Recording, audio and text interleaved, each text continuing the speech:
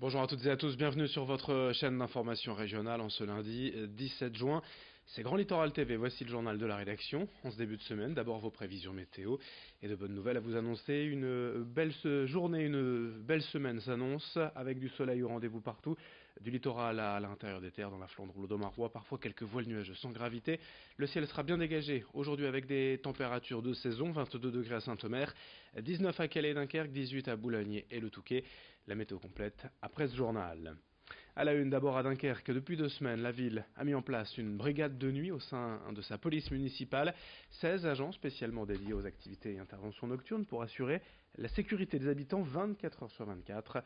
Depuis quelques années, la police de Dunkerque se développe avec entre autres l'installation de la vidéosurveillance, une brigade canine et une autre dédiée au commerce du centre-ville.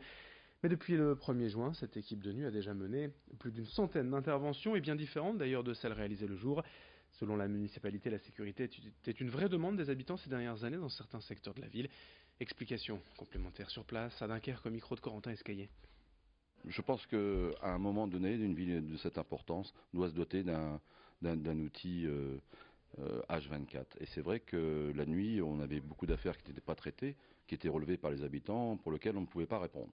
Aujourd'hui, on répond facilement à toutes les sollicitations et doléances qu'on peut avoir. Beaucoup, si vous voulez, de tapage et de regroupements. C'est des regroupements qui posent problème dans les quartiers. Effectivement, les gens appellent pour faire cesser les bruits et pouvoir avoir la tranquillité. Et c'est pour ça que ces services-là sont nécessaires pour évacuer les gens des halls d'immeubles, des parkings, des aires de jeu, enfin, etc., etc. On parle d'emploi également sur Grand Littoral TV avec une entreprise qui recrute à Saint-Omer. Mécalibre est spécialisée dans la chaudronnerie et en usinage de précision. La société recherche actuellement 2 tourneurs, un fraiseur et un chaudronnier. L'entreprise produit des assemblages métalliques coupés et soudés, ainsi que des pièces usinées pour l'industrie agroalimentaire, la cristallerie ou la papeterie. C'est un travail de précision et de savoir-faire. Ces métiers sont d'ailleurs bien loin de l'image archaïque que l'on peut s'en faire. Les postes sont à pourvoir de suite en CDI.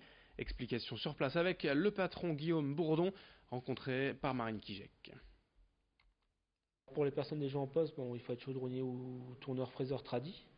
Et après, il faut avoir le goût de la précision, l'amour du métier en termes de réalisation de pièces, une volonté d'autonomie chez nous. On aime bien avoir des personnes autonomes, on les épaule bien sûr, mais avoir des gens qui soient capables de faire leur gamme de fabrication et de réaliser leurs pièces de A à Z en fait. C'est des métiers qui ont été décriés malheureusement par le passé et qui sont de nobles métiers mais méconnus du public malheureusement, avec des conditions de travail qui ont vraiment évolué par rapport au film de Charlie Chaplin par exemple. En ville, les vols de vélos sont fréquents et l'une des raisons qui fait encore hésiter certains à s'équiper. Mais 2 jeunes ingénieurs nordistes ont imaginé la solution pour rassurer les cyclistes. Alexandre et Gabriele ont développé un traceur à placer dans la structure du vélo.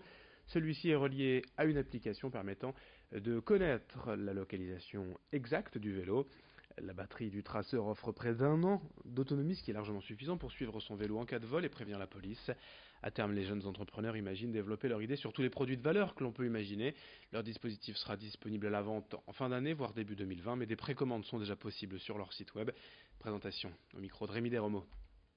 Avec un tracker comme le nôtre, on peut faire énormément de choses, sauf qu'il y a simplement 24 heures dans une journée, donc il faut se poser des limites. Donc pour nous, c'est d'abord le vélo, c'est une grande étape, et après on a déjà des possibilités de croissance, et d'ailleurs des précommandes qui nous valident déjà d'autres marchés. Je vais vous donner un exemple dans la mobilité urbaine, donc ça va être les trottinettes électriques avec lesquelles on est directement compatible, et ensuite ça va être des secteurs de mobilité, d'objets à très forte valeur ajoutée. Ça peut être vraiment tout et n'importe quoi, la question c'est comment on l'intègre et comment on l'utilise pour le rendre vraiment efficace et économiquement viable. Et puis on termine avec du sport, du golf, le résumé du dernier jour de l'Open de Saint-Omer avec la victoire au bout des 72 trous et 4 jours de compétition d'un jeune Français de 25 ans, Robin Roussel, en image le compte-rendu signé des équipes de Frédéric Fiolet Productions.